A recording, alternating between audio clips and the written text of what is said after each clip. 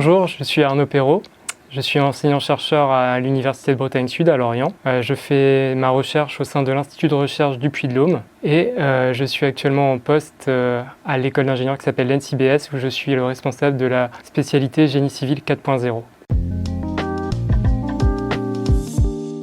Nos sujets de recherche sur l'impression 3D béton portent sur le développement de méthodes de caractérisation du matériau. Quand on travaillait sur le béton classique, le béton autoplaçant ou le béton ordinaire, finalement on avait des moyens de caractérisation à l'état frais.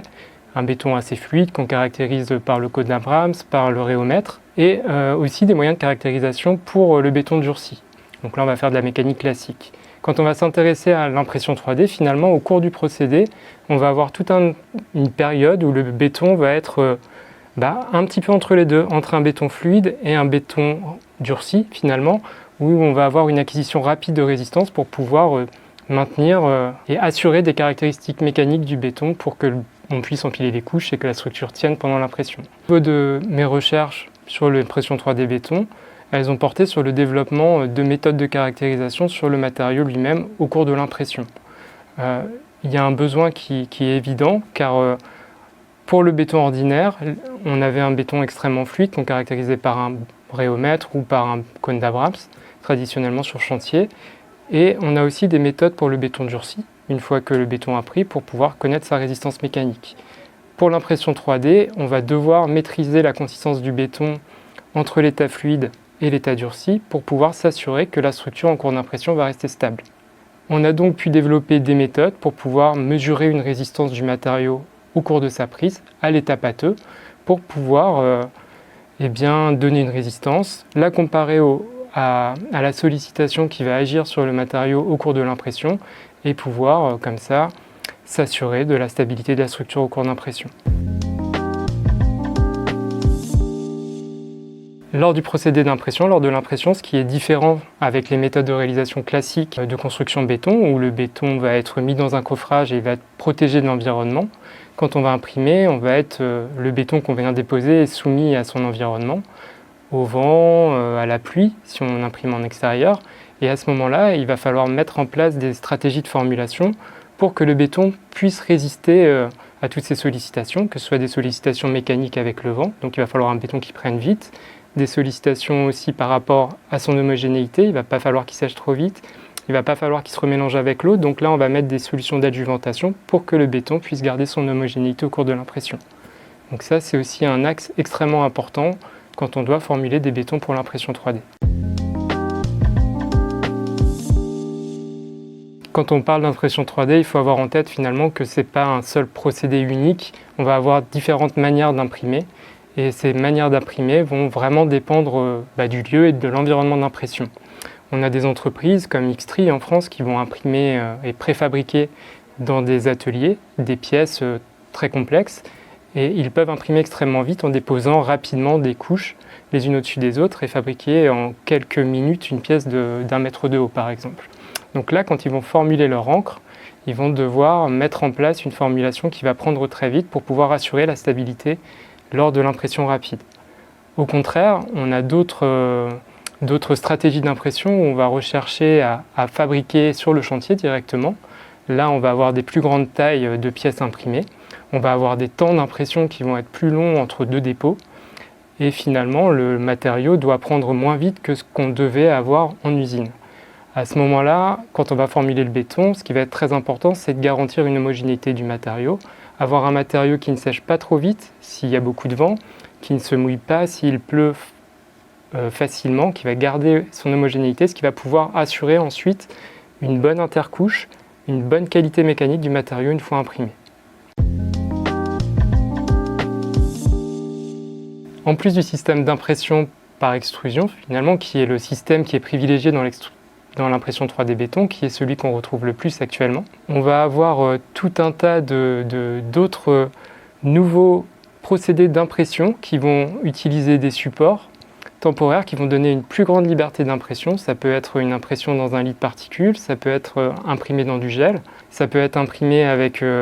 une paroi de coffrage tenue par un robot qui va pouvoir soutenir le poids du matériau pendant un certain moment. Tous ces procédés nouveaux d'impression avec support vont permettre finalement de donner plus de liberté de forme aux concepteurs et puis donne finalement d'autres perspectives par rapport à l'impression 3D robotisée par extrusion qu'on retrouve souvent dans l'industrie. Pour pouvoir faire en sorte que l'impression 3D soit démocratisée et utilisée dans la majorité des projets de construction, il va falloir faire en sorte que le béton imprimé devienne un matériau de structure. Et ça va passer obligatoirement par le développement de systèmes de renforcement du béton, comme on l'a fait pour le béton classique avec les armatures, avec la précontrainte, pour pouvoir gommer les faiblesses finalement du béton en traction. Et pour ça, il y a tout un champ de la recherche qui vise à développer des systèmes de renforcement. Il y a plein de solutions qui sont actuellement développées, que ce soit l'insertion de renforts pendant l'impression dans le matériau à l'état frais. Il y a aussi la possibilité directement d'avoir le renfort qui est dans les couches qu'on vient déposer, que ce soit des câbles qui sont entraînés par le dépôt du béton ou alors des fibres directement dans la formulation. Et puis, on peut aussi imaginer d'essayer de réduire la quantité d'armature au niveau de la conception, essayer de faire en sorte de limiter les zones de béton en tension et de se rapprocher vers ce que les gens faisaient en maçonnerie dans les temps anciens en ayant des structures qui marchent uniquement en compression.